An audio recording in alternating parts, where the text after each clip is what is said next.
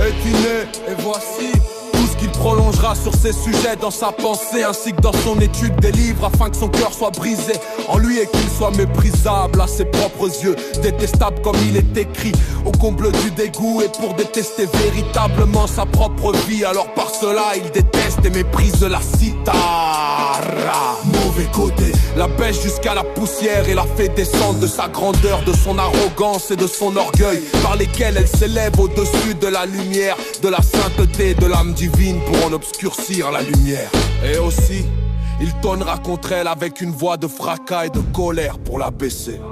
Comme l'ont dit nos sages de mémoire bénie, qu'un homme excite toujours son bon penchant contre son mauvais penchant, car il est dit trembler, et etc. C'est-à-dire se mettre en colère contre l'âme animale qui est son mauvais penchant, avec une voix de fracas et de colère dans sa pensée, en lui disant tu es mauvais, méchant, abominable, détestable et ignoble, etc. De tous les noms que nos sages de mémoire bénie t'ont véritablement donné, jusqu'à quand cacheras-tu la lumière de l'infini? Béni soit-il qui remplit tous les mondes, qui était, qui est et qui sera de manière égale.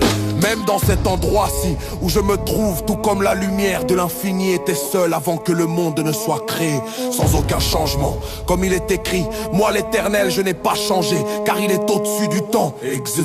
Et toi, ignoble, tu nies la vérité visible aux yeux, à savoir que tout devant lui est véritablement comme un pur néant selon une perception sensorielle.